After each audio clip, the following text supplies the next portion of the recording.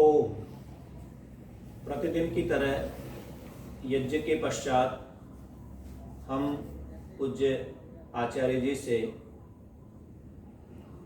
नीतिपरक और वेद के पवित्र मंत्रों के माध्यम से अपने जीवन के निर्माण के लिए सदुपदेश का हम ग्रहण कर रहे हैं। कल हमने वर्तमान में चल रहे कोरोना के इस महामारी के काल में स्वस्थ किस प्रकार से रहें, कहा भी है कि पहला सुख निरोगी काया। सर्वप्रथम जो सुख है वो शरीर का स्वस्थ रहना है। शरीर माध्यम खलु धर्म साधनम, क्योंकि ये शरीर जो है सभी श्रेष्ठ कार्यों को करने का साधन है। तो स्वस्थ शरीर रहे इसलिए इसके लिए हित भुक, मित भुक और ऋत भुक, अर्थात हितकारी भोजन ग्रहण करें, मात्रानुसार भोजन ग्रहण करें और अपनी कमाई का अथवा ऋतु के अनुकूल भोजन करें। तो इस प्रकार से हम स्वस्थ रहेंगे। आज मैं पुनः निवेदन कर रहा हूँ, इस संस्थान के गुरुकुल विश्व भारती संस्थान है, इसके संस्थापक हैं। 1991 में इस गुरुकुल की स्थापना हुई। पूज्य आचार्य जी ने अपने पैतृक जो आपके भूमि है, पैतृक भूमि के अंदर इस संस्थान को स्थापित किया। लगभग 30 वर्ष इस संस्थान को चलते हुए हो गए हैं और वर्तमान में CBSE के माध्यम से 5वीं से और 12वीं तक की कक्षा यहाँ पर चलती हैं। पूज्य आचार्य जी के निर्देशन में, आपके मार्गदर्शन में ये संस्थान बहुत अच्छी प्रगति कर रहा है और हमारे जीवन के निर्माण के लिए विचार हमारी सबसे बड़ी पूंजी है। और शास्त्रों के अध्ययन से आपने अपने जीवन में उन विचारों को संग्रहित किया है और आत्मसात किया है, उसके अनुकूल आचरण किया है। क्योंकि आचार्य है, आचारम ग्राहयति इति आचार्य, आचरण के द्वारा आप शिक्षा प्रदान करते हैं। मैं निवेदन करूंगा पूज्य गुरु जी से कि आप हमें मार्गदर्शन करें। पूज्य गुरु जी। आदरणीय श्री आचार्य नंद किशोर जी, अध्यापक गण,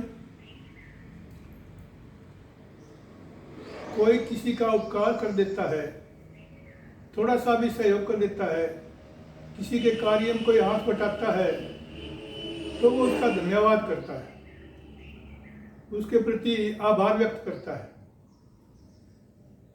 लेकिन आज हम देख रहे हैं किसी का सहयोग करने की प्रवृत्ति कम होती जा रही है, स्वार्थ परता बढ़ती जा रही है। लोग इस बात को भूल गए हैं कि किसी का सहयोग भी करना चाहिए। अपवाद रूप में अब भी लोग ऐसे हैं जो दूसरे का सहयोग करते हैं, सहयोग करने के बाद दूसरा भी उसका धन्यवाद करता है, उसका उपकार करता है, उसका सहयोग करता है। लेकिन उन व्यक्तियों का क्या किया जाए जो किसी का सहयोग तो करना नहीं, लेकिन धन्यवाद तो दूर की बात है। नीति का एक श्लोक है, ब्रह्मग्ने च सुरापे च सौर्य भग्न व्रते शठे निष्कृति विहिता सद्भि कृतज्ञ नास्ति निष्कृति। कोई ब्रह्म हत्या कर दे, ब्राह्मण की हत्या कर दे, विद्वान की हत्या कर दे तो उसका प्रायश्चित है। शराब कोई पी लेता है तो उसका भी प्रायश्चित है। कोई चोरी करता है उसका भी प्रायश्चित है। कोई अपने व्रत पालन में प्रमाद के कारण से व्रत को भंग कर देता है। कोई निश्चित नियम कर रखा है हवन करने का, प्रतिदिन संध्या करने का, प्रतिदिन किसी के कार्य में हाथ बटाने का, उसका यदि वो उस व्रत को भंग कर देता है तो उसका भी प्रायश्चित विद्वानों ने कहा है। लेकिन एक व्यक्ति ऐसा है जो कृतज्ञ है। कृतज्ञ व्यक्ति का कोई प्रायश्चित शास्त्रों में नहीं बताया गया। कृतज्ञ नास्ति निष्कृति। इसके विपरीत हम देखते हैं, जो व्यक्ति किसी का उपकार कर देता है तो कहता है कि मन में सोचता है कि चलो मैं भी कभी इसके काम आऊंगा, सोचता है, सहयोग करने की भावना उसके मन में है। लेकिन उसने ये तो सोचती है ना, इस पर कभी कोई विपत्ति आए, विपत्ति आएगी तभी सहयोग करूंगा। यहाँ हम श्री रामचंद्र जी का एक उदाहरण प्रस्तुत करते हैं। उनकी कितनी ऊंची भावना थी अपने उपकारी सहयोगी के प्रति, वह इस श्लोक से प्रतीत होता है। मय्येव जीर्णताम यातु यत्त्वयोपकृतं कपे नरः प्रत्युपकारार्थी विपत्तिम अभिकांक्षति। सुग्रीव की और श्री रामचंद्र जी की मित्रता हो गई थी और सुग्रीव ने जैसा वचन दिया था उसके अनुसार ही उसको निभाया।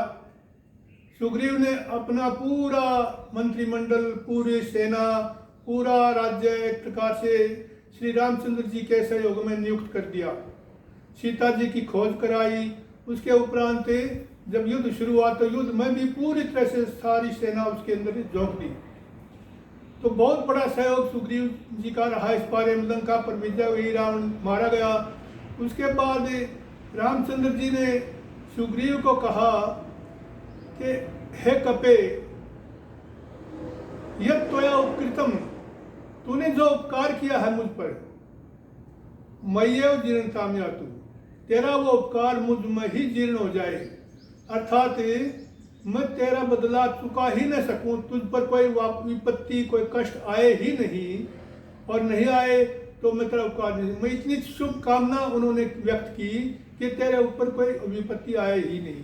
क्योंकि बहुत से व्यक्ति क्या सोचते हैं, नरः प्रत्युपकारार्थी, प्रत्युपकार करने का इच्छुक, बदला चुकाने का इच्छुक व्यक्ति विपत्ति में अभिकांक्षति, अपने उपकारी पर विपत्ति की आकांक्षा करता है कि कोई विपत्ति इस पर आएगी तब मैं इसका बदला अवश्य चुकाऊं।